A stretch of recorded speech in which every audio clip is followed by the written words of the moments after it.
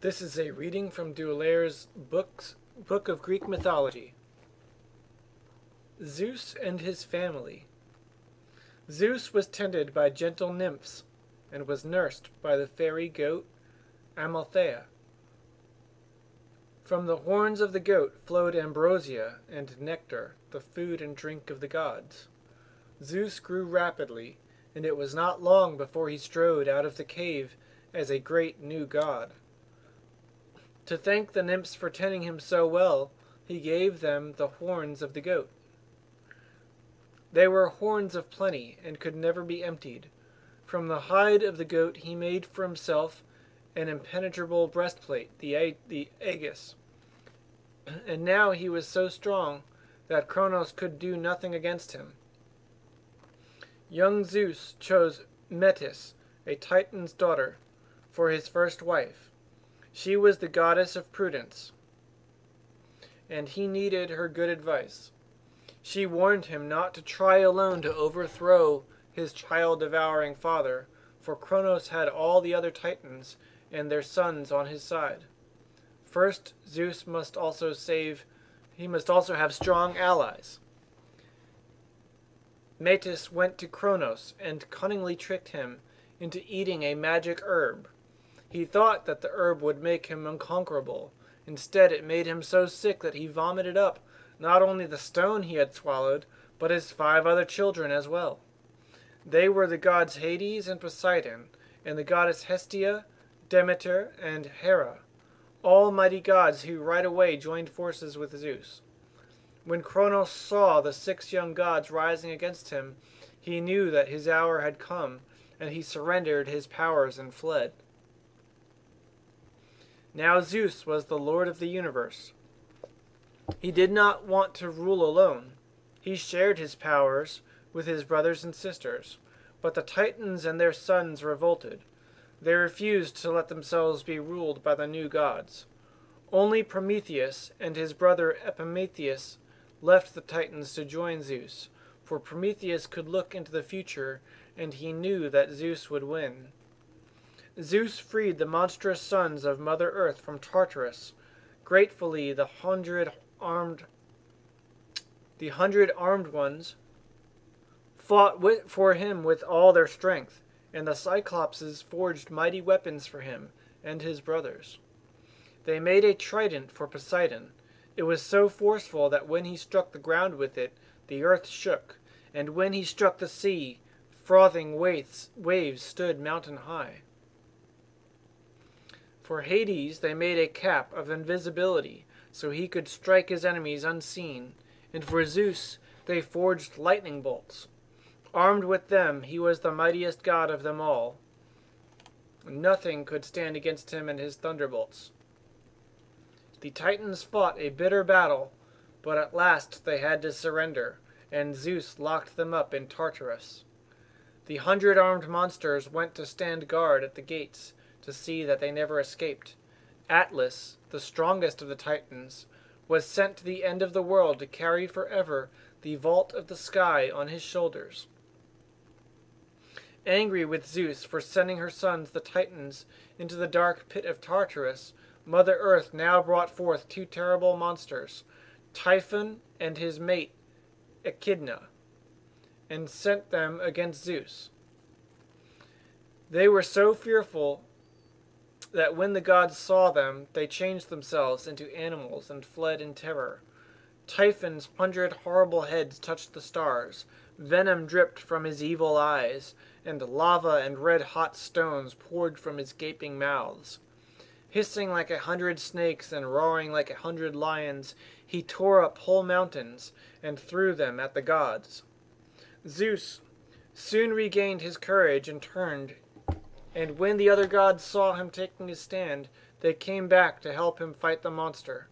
A terrible battle raged, and hardly a living creature was left on earth.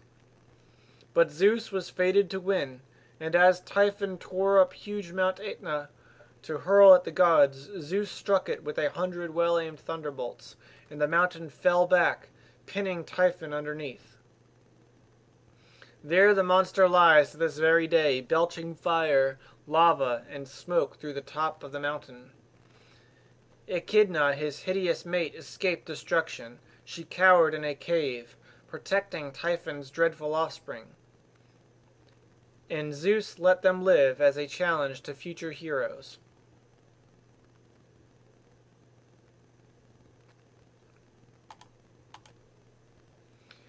Now at last Mother Earth gave up her struggle. There were no more upheavals, and the wounds of the war soon healed. The mountains stood firmly anchored. The seas had their shores. The rivers had their riverbeds, and ox-horned river gods watched over them. And each tree and each spring had its nymph.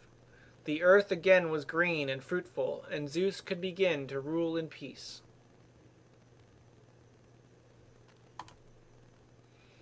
The one-eyed Cyclopses were not only smiths, but masons as well.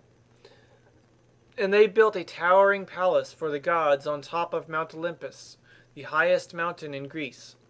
The palace was hidden in clouds, and the goddesses of the seasons rolled them away whenever a god wanted to go down to earth. Nobody else could pass through the gate of clouds. Iris, the fleet-footed messenger of the gods, had her own path down to earth, dressed in a gown of iridescent drops. She ran along the rainbow on her busy errands between Olympus and earth.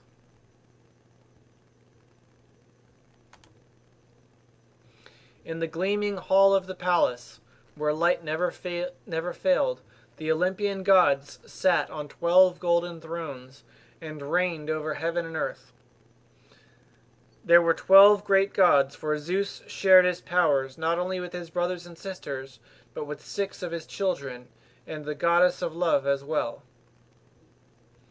Zeus himself sat on the highest throne, with a bucket full of thunderbolts beside him. On his right sat his youngest sister, Hera, whom he had chosen from all his wives as his queen. Beside her sat her son, Ares, god of war, and Hephaestus, god of fire, with Aphrodite, goddess of love, between them. Next was Zeus's son Hermes, the herald of the gods, and Zeus's sister Demeter, goddess of the harvest, with her daughter Persephone on her lap. On the left of Zeus sat his brother Poseidon, the lord of the sea. Next to him sat the 4 children of Zeus, Athena, the twins Apollo and Artemis, and Dionysus, the youngest of the gods. Athena was the goddess of wisdom, Apollo the god of light and music, Artemis goddess of the hunt, and Dionysus the god of wine. Hestia, the eldest sister of Zeus, was goddess of the hearth. She had no throne, but tended the sacred fire in the hall, and every hearth on earth was her altar. She was the gentlest of all the Olympians.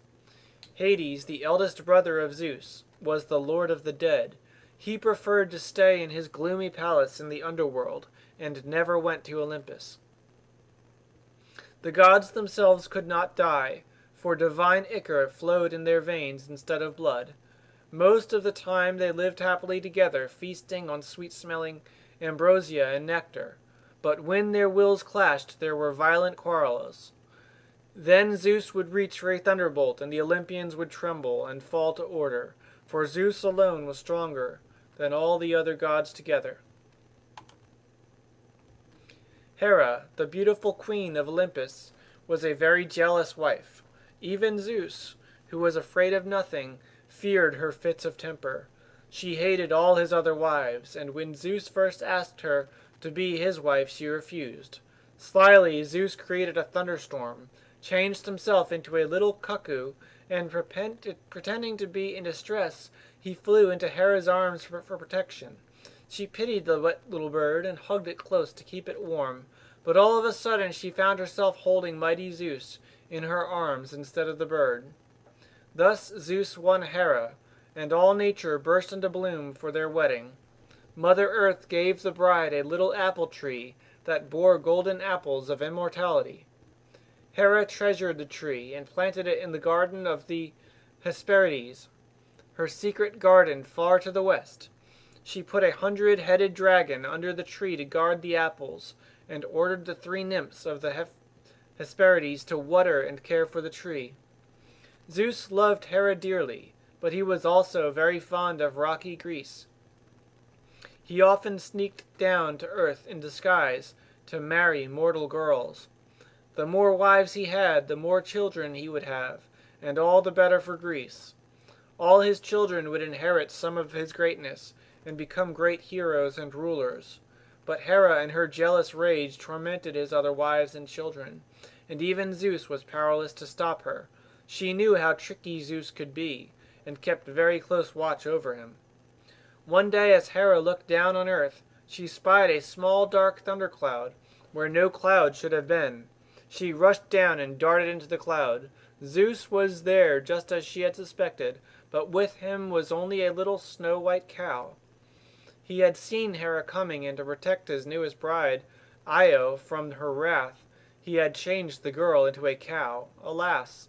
The cow was as lovely as the girl, and Hera was not deceived, but she pretended to suspect nothing, and begged Zeus to let her have the dainty cow.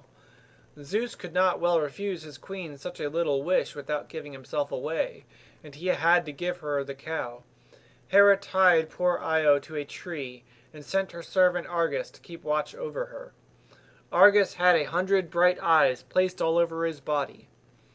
He was so big and strong and that single-handedly he had made an end to the monstrous Echidna, who had lived in a cave and had devoured all who passed by. He was Hera's faithful servant and the best of watchmen, for he never closed more than half of his eyes in sleep at a time. Argus sat down next to the cow and watched her with all his eyes, and poor Io had to walk on 4 legs and eat grass. She raised her mournful eyes to Olympus, but Zeus was so afraid of Hera that he did not dare to help her. At last he could no longer bear to see her distress, and he asked his son Hermes, the craftiest of the gods, to run down to earth and set Io free. Hermes disguised himself as a shepherd and walked up to Argus, playing a tune on his shepherd's pipe. Argus was bored, having nothing to do with all his eyes but watch a little cow, and he was glad to have music and company. Hermes sat down beside him, and after he had played for a while, he began to tell a long and dull story. It had no beginning, and it had no end, and 50 of Argus's eyes closed in sleep. Hermes droned on, and slowly the 50 other eyes fell shut, one by one. Quickly, Hermes touched all the eyes with his magic wand, and closed them forever in eternal sleep. Argus had been bored to death. Hermes then untied the cow, and Io ran home to her father, the river god Inachus. He did not recognize the cow as his daughter, and Io could not tell him what had happened. All she could say was "moo." But when she lifted up her little hoof and scratched her name Io in the river sand, her father at once understood what had happened, for he knew the ways of Zeus. Inachus rose out of his riverbed and rushed off to take revenge on the mighty thunder god. He flew at Zeus in such a rage that to save himself, Zeus had to throw a thunderbolt, and ever since the bed of the river Inachus in Arcadia has been dry.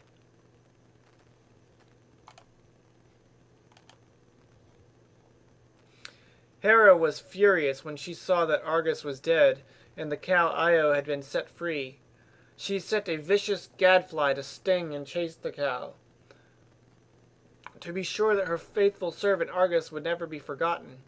She took his 100 bright eyes and put them on the tail of the peacock, her favorite bird. The eyes could no longer see, but they looked gorgeous, and that went to the peacock's little head and made it the vainest of all animals. Pursued by the gadfly, Io ran all over Greece, trying to escape from its tormenting sting. She jumped across the strait that separates Europe from Asia Minor, and ever since it has been called the Bosporus, the cow ford.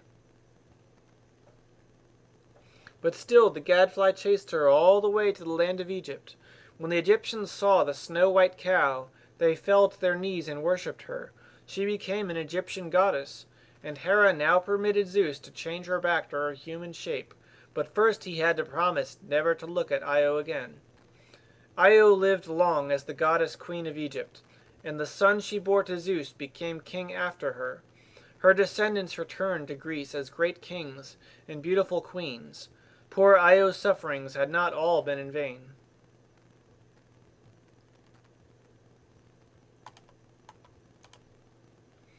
Hephaestus, the god of smiths and fire, was the son of Zeus and Hera. He was a hard-working, peace-loving god, and was very fond of his mother. Often he tried to soothe her temper with gentle words. Once he had even dared to step between his quarreling parents. He sided with Hera, and that made Zeus so angry that he seized his son by the legs and flung him out of Olympus. For a whole day Hephaestus hurtled through the air. In the evening he fell on the island of Lemnos, with a thump so hard that the island shook. Thetis, a gentle sea goddess, found him all broken and bruised. She bound his wounds and nursed him back to health. Zeus forgave him, and Hephaestus returned to Olympus, but ever after he walked like a flickering flame. His body was big and strong, and his hands were wonderfully skilled, but his weak legs could not support him for long. He built for himself 2 robots of gold and silver to help him about. They had mechanical brains and could think for themselves. They even could speak with their tongues of silver. They also served him as helpers in his workshop in Olympus. It was there that Hephaestus made the 12 golden thrones of the gods, and their marvelous weapons, chariots, and jewels. He also had forges inside volcanoes on earth. His helpers there were the one-eyed Cyclopses. They worked his bellows and swung his heavy hammers. When Hephaestus was at work, the din of the hammers could be heard for miles, and sparks flew out of the tops of the mountains. All the Olympian gods were fond of Hephaestus, and often went to his forge to admire his work. When Aphrodite, his lovely wife, came to his workshop to look at the matchless jewels he was fashioning for her, she daintily lifted her trailing garments out of the soot.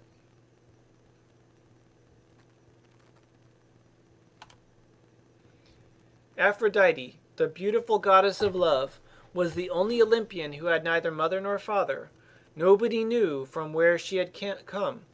The west wind had first seen her in the pearly light of dawn, as she rose out of the sea on a cushion of foam. She floated lightly over the gentle waves, and was so lovely to behold that the wind almost lost its breath.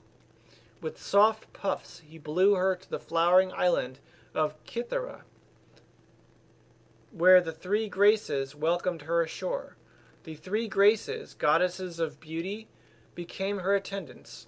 They dressed her in shimmering garments, bedecked her with sparkling jewels, and placed her in a golden chariot drawn by white doves. Then they led her to Olympus, where all the gods rejoiced in her beauty, seated her on a golden throne, and made her one of them. Zeus was afraid that the gods would fight over the hand of Aphrodite, and to prevent it he quickly chose a husband for her.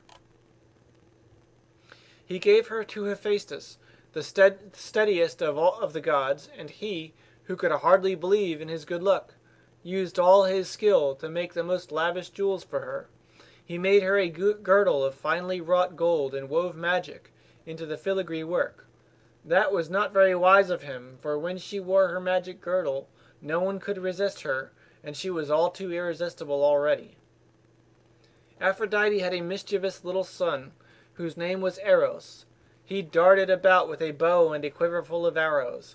They were arrows of love, and he delighted in shooting them into the hearts of unwary victims. Whoever was hit by one of his arrows fell head over heels in love with the first person he saw, while Eros laughed mockingly.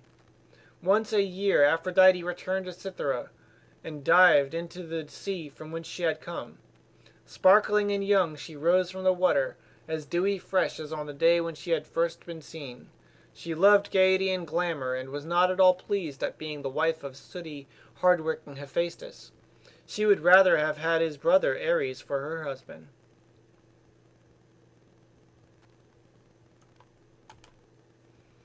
Ares, god of war, was tall and handsome, but vain, and as cruel as his brother Hephaestus was kind. Eris, the spirit of strife, was his constant companion. Eris was sinister and mean, and her greatest joy was to make trouble. She had a golden apple that was so bright and shiny everybody wanted to have it. When she threw it among friends, their friendship came to a rapid end. When she threw it among enemies, war broke out. For the golden apple of Eris was an apple of discord. When Ares heard the clashing of arms, he grinned with glee, put on his gleaming helmet, and leapt into his war chariot.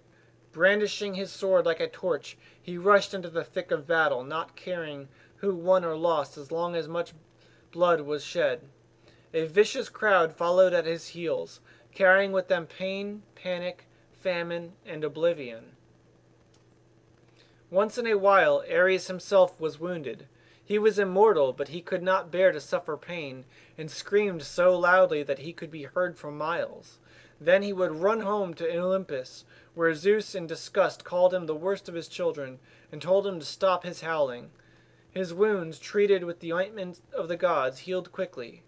And Ares returned as good as ever and seated himself on his throne, tall, handsome, and boastful, the plume on his golden helmet nodding proudly. Aphrodite admired him for his splendid looks, but none of the other gods were fond of him, least of all his half-sister Athena. She loathed his vain strutting and senseless bloodshed. Athena, the goddess of wisdom, was the favorite child of Zeus. She had sprung fully grown out of her father's head. Her mother was Metis, god of prudence, the first wife of Zeus. He depended on her, for he needed her wise counsel. But Mother Earth warned him that, were Metis to bear him a son, this son would dethrone him, as Zeus had dethroned Cronus, his father who had dethroned his father, Uranus. This must not happen, thought Zeus, but he could not do without her advice. So he decided to swallow her. Slyly he proposed that they play a game of changing shapes, and Metis, forgetting her prudence, playfully turned herself into all kinds of animals, big and small.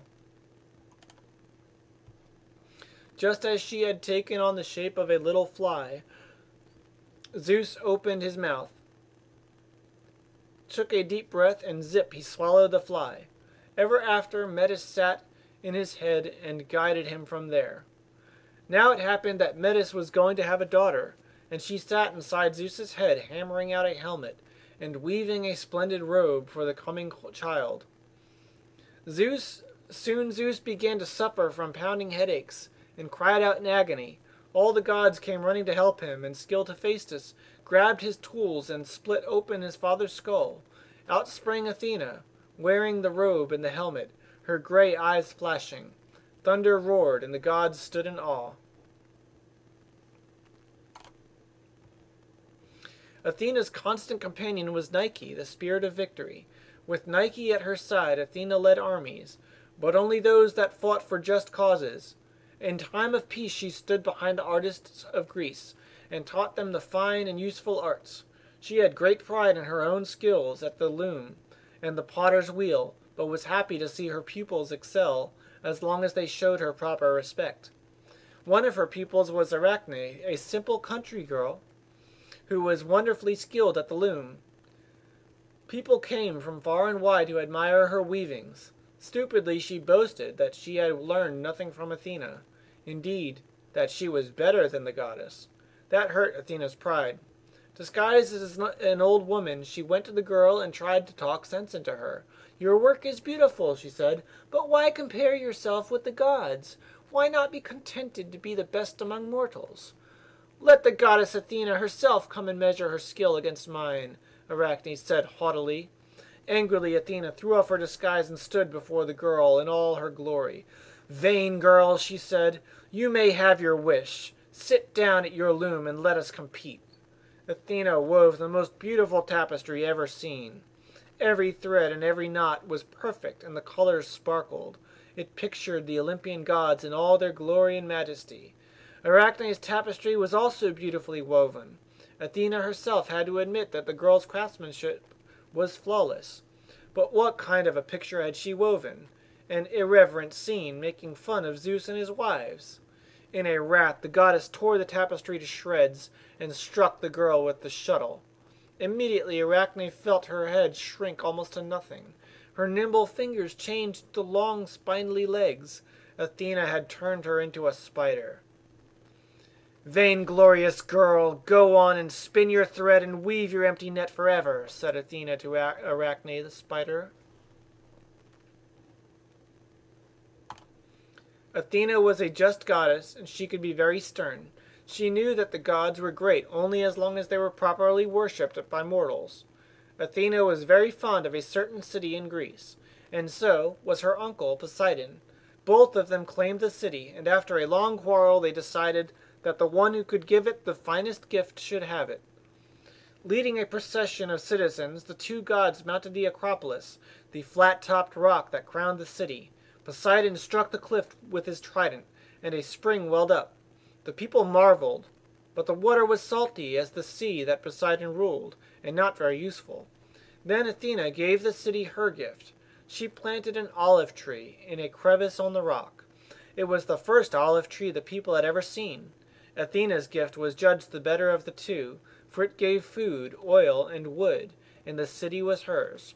From her beautiful temple on top of the Acropolis, Athena watched over Athens, her city, with the wise owl, her bird, on her shoulder, and under her leadership the Athenians grew famous for their arts and crafts.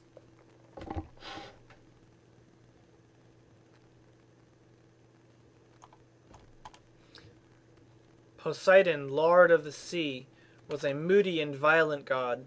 His fierce blue eyes pierced the haze, and his sea-blue hair streamed out behind him. He was called the Earth-shaker, for when he struck the ground with his trident, the earth trembled and split open.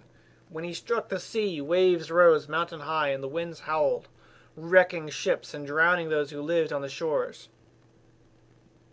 But when he was in a calm mood, he would stretch out his hand and still the sea, and raise new lands out of the water.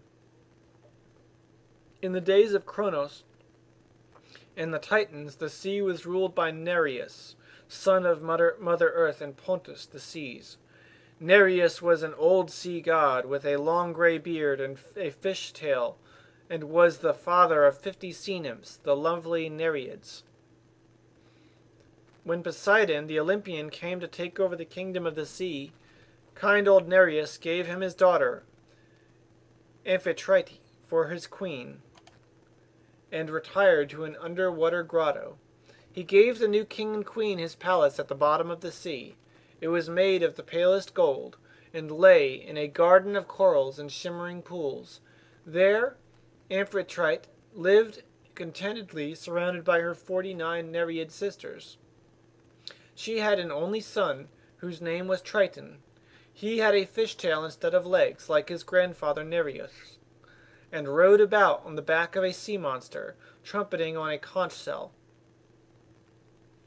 Poseidon was rarely at home. He was a restless god and loved to race the waves with his team of snow-white horses. It was said that he had created the horse in the shape of breaking waves. Like his brother Zeus, Poseidon had many wives and many children, but Aphrodite was not jealous like Hera.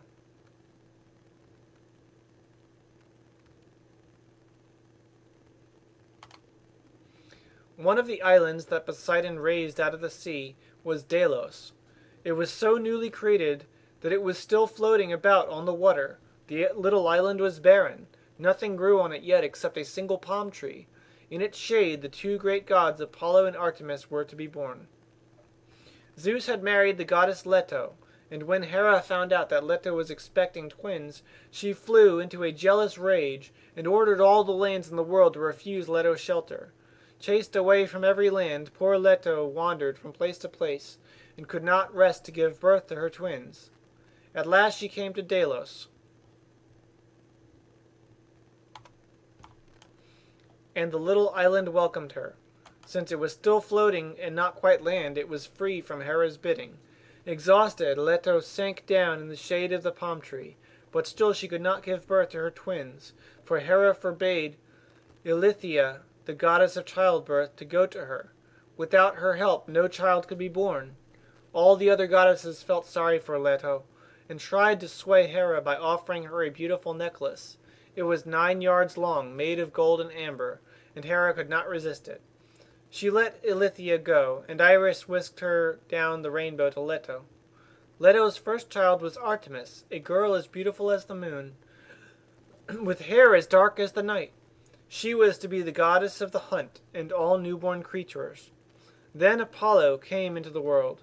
He was fair as the sun, and he was to be the god of music, light, and reason. Zeus was filled with joy at the sight of his beautiful twins, and he gave them each a silver bow and a quiver full of arrows. The arrows of Artemis were soft as moonbeams and brought painless death. Those of Apollo were hard and piercing as the rays of the sun. Zeus blessed the little island and fastened it to the bottom of the sea. Grass and flowers burst forth from the barren ground, and Delos became the richest of all the Greek islands. Pilgrims flocked to it and loaded it with temples and treasures to honor Leto and her twins.